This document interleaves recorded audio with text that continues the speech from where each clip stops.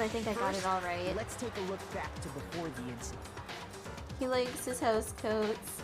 Yeah, and like this one also has like a hood, which is really awesome.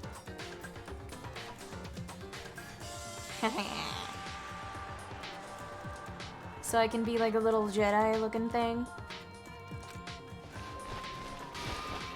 Last night, Celeste saw Chihiro in the warehouse, correct? At the time, she was apparently stuffing something into a duffel bag. That something was a blue tracksuit. You can confirm this, right, Celeste?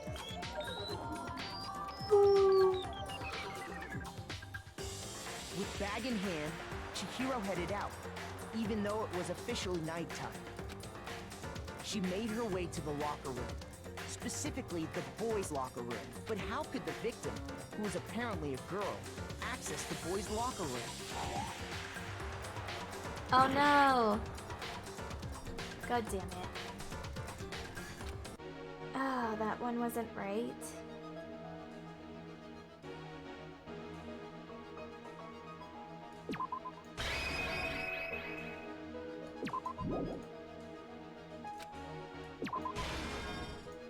There's something everyone needs to get into a locker room.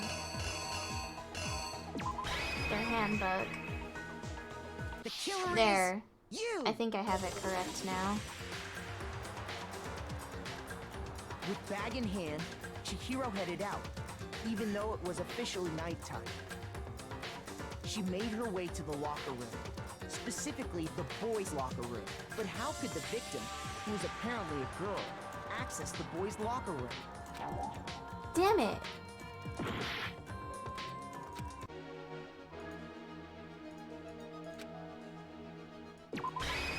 Is it that one? The killer is you! God, this is getting frustrating. With bag in hand, she made her. But how could the? There we go. Simple, because she was really a he, which is why he was able to use his own handbook to gain entrance to the boys' locker room. Once inside, he met with someone there, and the person he met was the one who killed him. It seems likely that the killer grabbed the nearby dumbbell, approached the unsuspecting Chihiro, and attacked him. And that's where the bloodstains on the poster and carpeting in the boys' locker room came from. Yeah. It was likely in the heat of the moment. The body was arranged, but the murder itself felt unplanned. Which is why the killer hurried to try and hide the act.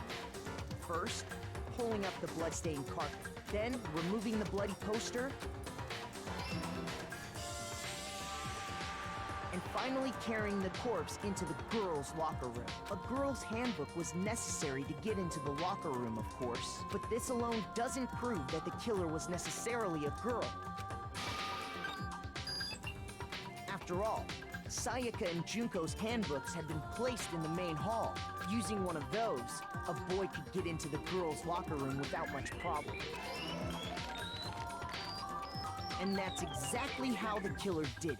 With the carpet and the poster they brought with them, they got to work. They Kind changed enough the to hide layout the of fact boys' that they and girls' were a locker room boy rather than a in what you girl. might call a crime scene switch. But then, of course, Byakuya comes. That could have been the end of things. But no, Byakuya discovered the body and decided to intervene in the situation, making things even more complicated. He kind of, you know, likes to do that, apparently. So, after stumbling on the crime scene, he went and grabbed the extension cord from the library. And then he got to work. He used the cord to string up Chihiro's lifeless body.